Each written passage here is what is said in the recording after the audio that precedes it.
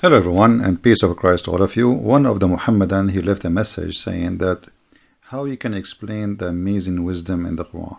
So I decided to share some of the amazing wisdom and the teaching of the amazing God. His name is Allah in the Quran.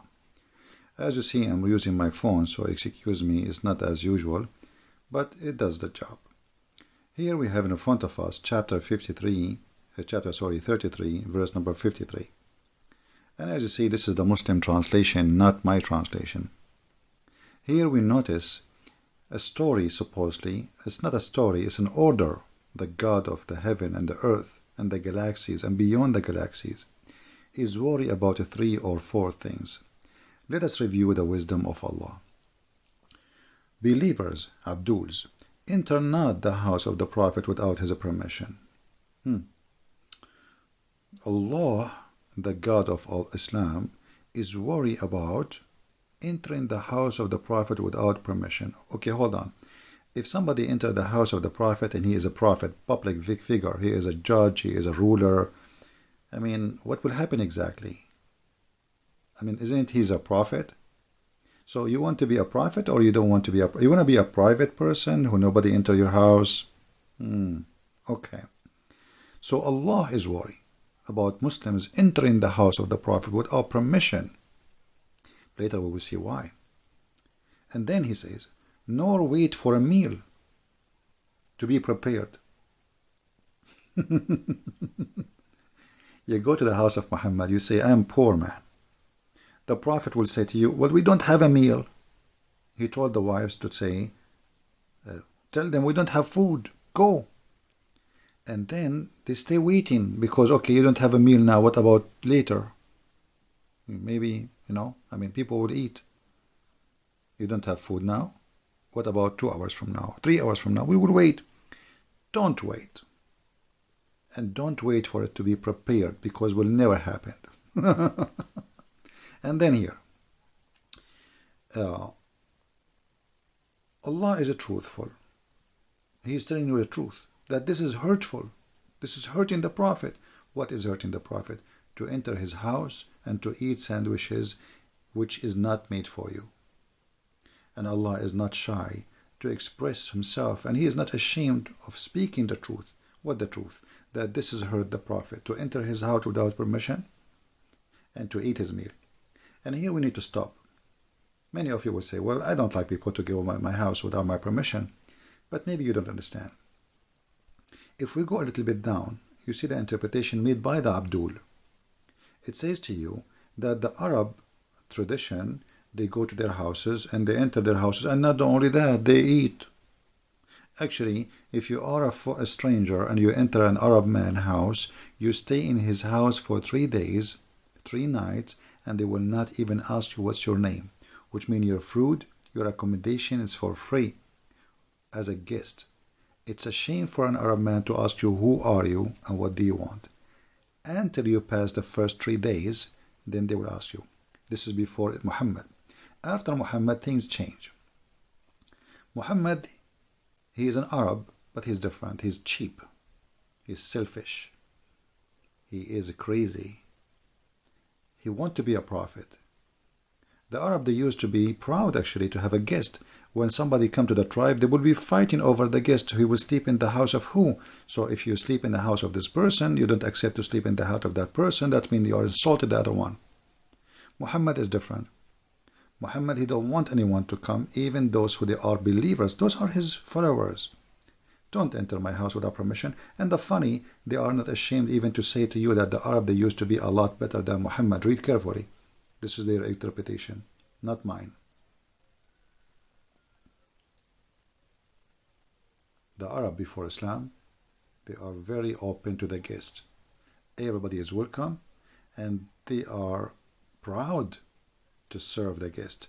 Muhammad, a selfish man, he liked to eat your sandwich. Muhammad should be welcome anytime to any house. If you remember, Muhammad, he went to his own son's house without permission, and he entered the house and he flirted with the wife, as we saw and we explained before. And here we go to the second part of this video. You will see here Allah saying supposedly, If you speak and if you were to ask the wives of the Prophet something, ask them from behind the curtain that is more up for etc. So if you want to speak to Muhammad wives, you have to speak to them from behind the curtains. Otherwise, this is really hurting the Prophet. Okay, hold on. So the Arab before Islam, you can go and speak to the wives of the owner of the man. As long as you do nothing wrong, the man, he wouldn't do nothing to you. I mean, what's wrong with that? But because Muhammad is a very bad, evil man, because he, when he enter a house, he think about the women in the house, he think everybody is like him. To make it simple for you, if you are a person who have a good heart, what do you think? You think everybody around you is good-hearted. As simple as that. Decent, nice thinking. You never think about hurting others. Muhammad, because he is an evil man, he think everyone will enter the house of his house. He will like to speak to the wives of Muhammad for a dirty purpose. This is why he come with the curtain. And supposedly the excuse, it's Allah. It's not Muhammad he want that. It's Allah. You don't understand. Now, listen. Muhammad, he allow Muslim women to go in the street. And they can speak to men. And they do not need to be behind the curtain. So why his wives have to be behind the curtain? That means wives of Muhammad cannot leave the house. And if they leave the house, they have to make a tent around them and to be in the curtain. And after that, the Muslims, they start using the curtain to their wives too. Because Muhammad first, and they are second. And then we see here the jealousy of Muhammad using Allah as a tool to fulfill his madness. He said, it is not lawful for you because it cause hurt to Allah, Messenger. Allah himself saying to you, if you speak to Muhammad's wife, not from behind the curtain, you are hurting him. If you speak to Muhammad's wives face to face, it's a big sin. If you eat Muhammad's sandwiches, if you wait for a sandwich to be prepared, that is a big sin. If you enter the house of the Prophet without permission, that is a big sin. And then he continues saying something more crazy. And not to even marry the wives after him. So not only you cannot speak to Muhammad's wives unless they are behind the curtain, Muhammad died, and now the wives are lawful to get married. Any woman, she is widow, she can marry a new husband in all religions.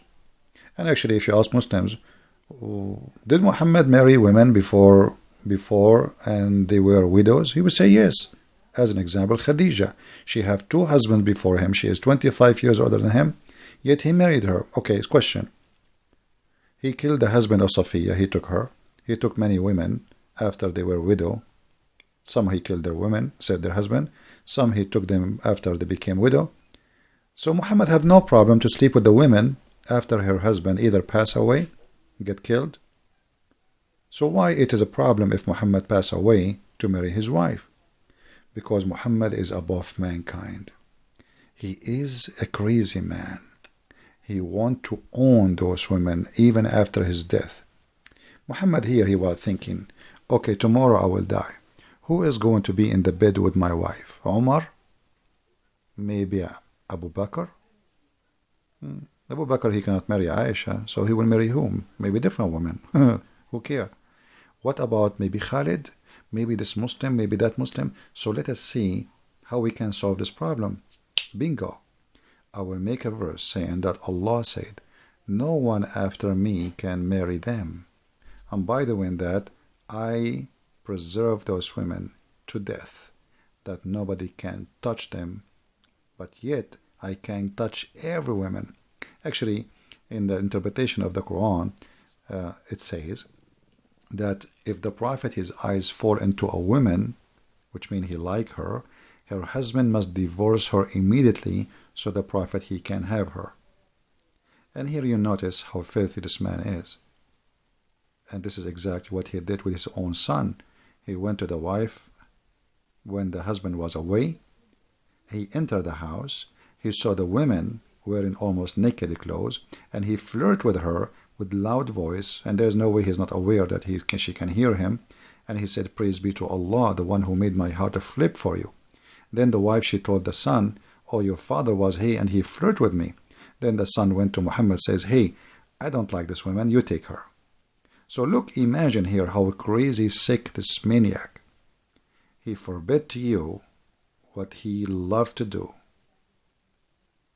This is the wisdom of Islam.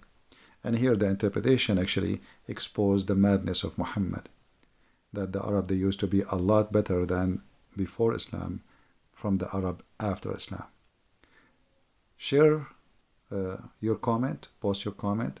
If you are a Muhammadan, don't forget to refute me about Muhammad forbidding people from eating his sandwich. Allah will provide him with more sandwiches. What's wrong with you? You see, Jesus, when they ask you for a sandwich, according to the Quran, chapter 5, Al-Ma'idah, this is why it's called Al-Ma'idah, which means the table, the meal. Allah, He sent 7 sandwiches. Every sandwich have a wheel. 7 sandwiches with 7 wheels. So why Allah is worried about people eating the food of Muhammad? What about Allah making miracle that people, they can come anytime and eat from His house and there's no problem, especially the poor? Here you will see the stupidity of a madman trying to make himself above mankind, using what he called God, making himself controlling everything around him, and forcing things so nobody discuss why. The wife, they will say to him, why we cannot marry after you? No, Allah, He said so. They cannot discuss that. Even the father of those women, they cannot say, okay, Muhammad, he died. She have the right to marry. But by saying Allah said, it's over. This is the evil Muhammad, and you heard some of his wisdom. This is not the wisdom of God. This is a man speaking about his own, making his own fantasy, controlling people using God for his own glory. And this glory is filthy glory. Even the dog outside agreeing with me. Thank you very much for listening. And by the way, I am still in a mountain area, very beautiful, and it's very great. Thank you, and God bless you. Take care.